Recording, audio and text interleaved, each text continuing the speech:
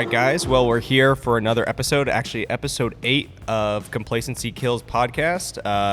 Here with Kontek Industries, I'm Mike Witt, and here with Billy Barton, who is our National Sales Manager for Security and Defense for federal law enforcement agencies and DoD. So, Billy, thanks for coming on again today for another series. Absolutely, man. Looking forward to it. Yeah, man.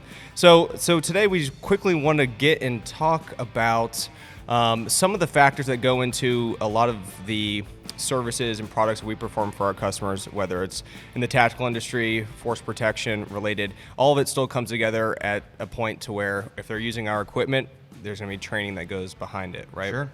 So there's kind of a whole host of different applications that our products kind of come into play. But really today I kind of want to focus on two things, which is, what's important for tactical training, whether you're a security officer, whether you're a Marine Corps infantryman, or an officer on a SWAT team. I think there's some common tendencies between all of those groups that all feed towards the same goal, which is executing your mission and coming home alive, right? Sure. So with that being said, there's two things that are important, I think, are having good quality instructors. So kind of what individuals and agencies should be looking for from their instruction group, and then kind of the equipment they use to supplement that instructor to make sure they get, the best bang for their buck when they're going out and hitting the range for training.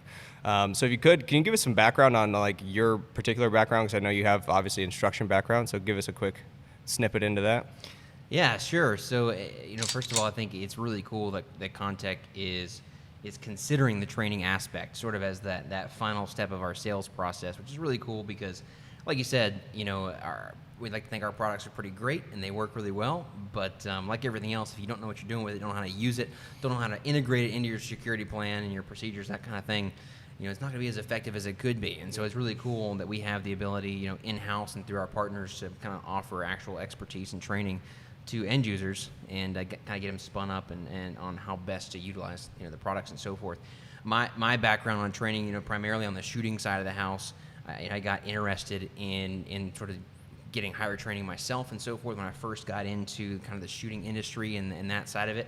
And in my area, there was like nothing that was really available anywhere close. I ended up having to drive like 5.5 hours, across to different state lines, this kind of thing, to find somebody that I felt like was really going to be some actual decent training that wasn't just some like mom and pop gun store type location, you know what I mean? Yeah. And it was great, had a great experience, but my immediate thought was like, man, like all my buddies back home need this stuff, and so that was kind of my first, thought, like maybe I actually want to get into this side of the industry. And so now over the past, 10 years or so, I've had the opportunity to train, travel around the country and really train with some of the best shooters and instructors I think that are out there today, and so definitely giving me some unique insight into the training industry in that world. And of course, now I'm in training myself as well, in addition to what I do primarily here at Kontek, working with SpecTrain and doing instruction, through those guys. So, what the topic you brought up there is definitely one that's something not only we as instructors ask this all the time.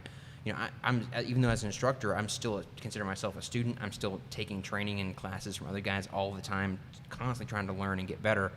And vetting your instructors and figuring out like who do I actually want to go to is really difficult. And a lot of times it's no small investment. Not only your time and your finances and your ammo and all that kind of stuff. You have limited opportunities to take advantage of this training a lot of times, especially I'm doing it on my own a lot of times, but if you're doing it as a part of a department or whatever, you may have like 1 or 2 opportunities a year to really get some quality training in.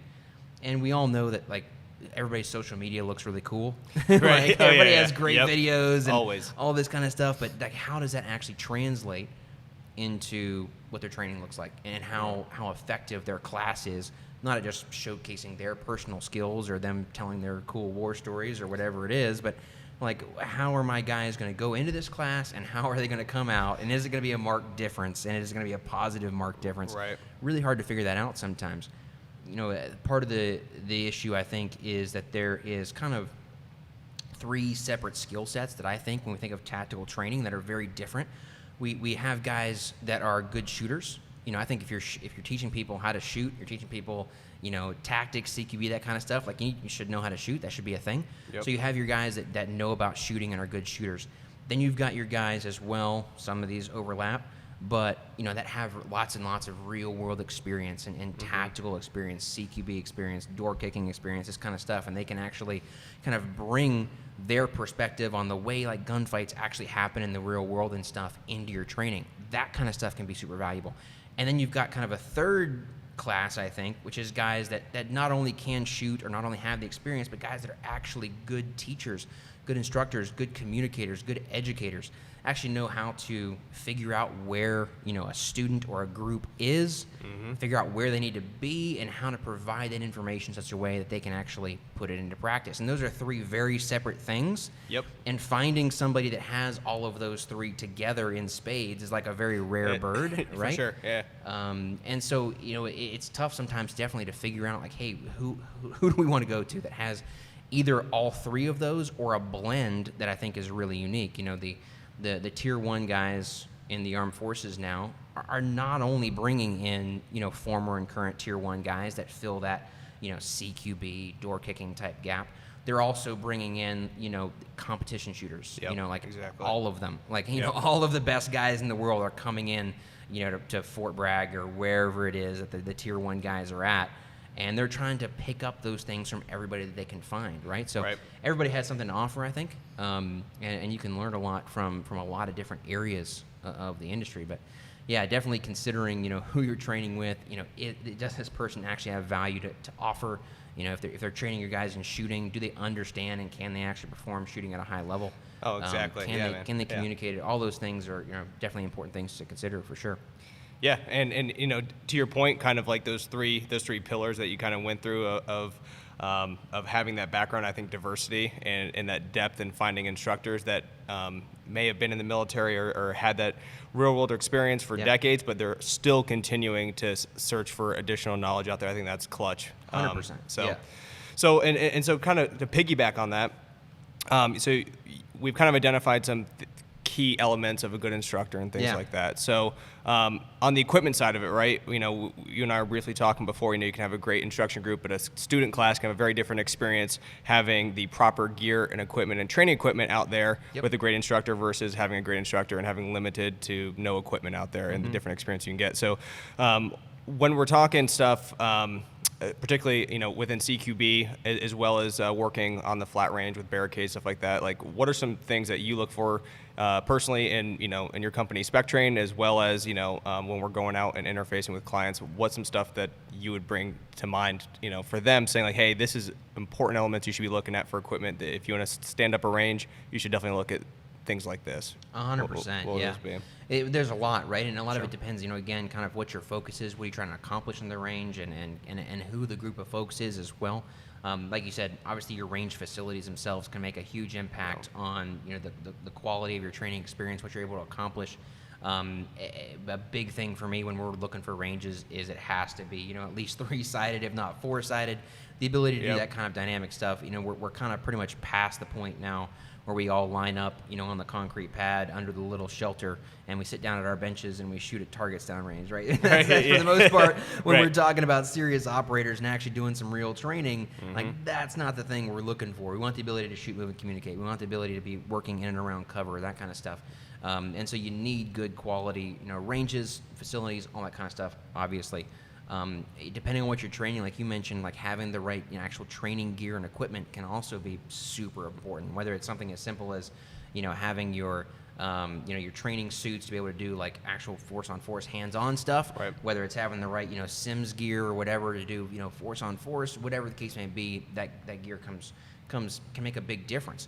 I think the things that we're able to bring to the space, which are really cool, obviously starting with, I think, the range barricades, have some really cool designs there that not only eliminate the need for trainers to be going out on the weekend and trying to be a handyman and chop up plywood and that kind of stuff, but made us out of lightweight, heavy-duty, indefinite outdoor use materials that are completely weatherproof, can be stored indoors or outdoors, and are pretty much going to be a lifetime purchase. Those barricades are not going to be deteriorating and falling apart like we all know the plywood barriers pretty much always tend to do. They're also a lot more rigid, so especially if they're anchored properly, you can put a ton of weight into those things without worrying about legs starting to get weak and fall off and that kind of stuff. More importantly to me is the fully customizable nature of the actual barricade panels themselves. So, we all know that, when we're doing training, especially, around things like use of cover, we're actually looking for realistic training as much as possible to try to, replicate real world situations. Depending on what you're training for, that may be different. If you're, a patrol officer, maybe you need barricades that replicate, the kind of situations you're finding in and around vehicles. Cutouts that replicate things like car windows or wheel wells or whatever the case may be. You're trying to, you need a barricade that's like that. If you're doing training for CQB, maybe you need barricades that have 2 straight sides, so you can do, around doors, around corner of buildings, that kind of stuff. Right. If you're overseas punching murder holes through walls, maybe you need that VTAC 9-hole type style, that you can actually work your mechanical offsets through tight, holes and that kind of stuff. Right. So your needs can really vary there, and we have the ability to kind of replicate all of that stuff, as well as just come up with, specific customizable designs for our end users if they have something really specific in mind, which is pretty cool. The other thing I think is really cool, obviously, is our mobile modular shoot house. If you've ever done any kind of force on force, use of force, CQB type training, you've been in a shoot house somewhere, right? Yep. That's a thing.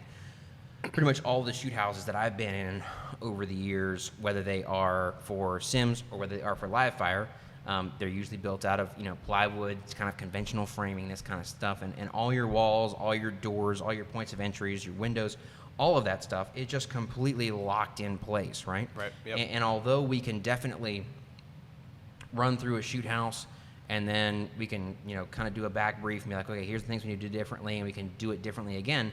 After the first time you've been through a house, you kind of know where everything is. You kind of got it figured out a little bit. And you're getting diminishing returns every time you run through that house, again, moving forward. Because as we all know, like a huge aspect of running through the shoot house is not just, okay, can I do the mechanical stuff of working the angles, but can I do it in real time without knowing where those angles are and where are my doors, where are my dead spaces, all that kind of stuff. For so sure. The cool thing about our solution, not only is it, again, made out of lightweight, completely weatherproof materials, and it's mobile, and it flat packs and all that kind of stuff, but it's completely modular. So, it's completely practical between runs in a shoot house in a matter of just a minute or two to like move a door from one side of a room to another, or seal off a hallway, or make little adjustments like that is just really, really quick and simple and easy to do, which to me is just over the course of a day of training is going to just, increase the training value you get out of that house. Just by an order of magnitude, it makes a massive difference. Oh, for sure, man.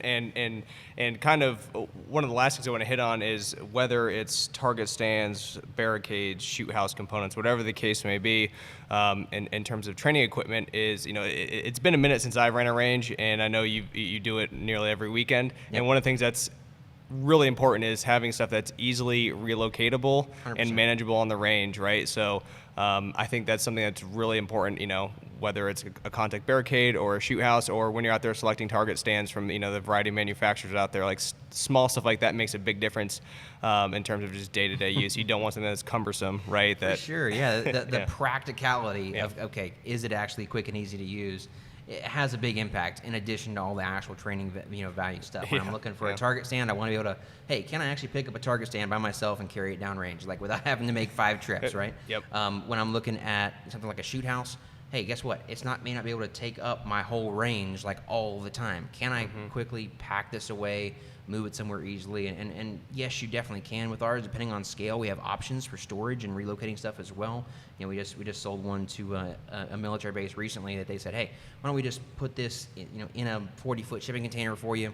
It'll make it easier to ship it to you guys, but you can also just move that around to your different ranges, your different training facilities, and so on and so forth. And that'll just be a super convenient way for you to store that and move it, and that's worked out really well for them. So we'll definitely keep all that stuff in mind for sure when we're designing and implementing training products. Yeah, absolutely.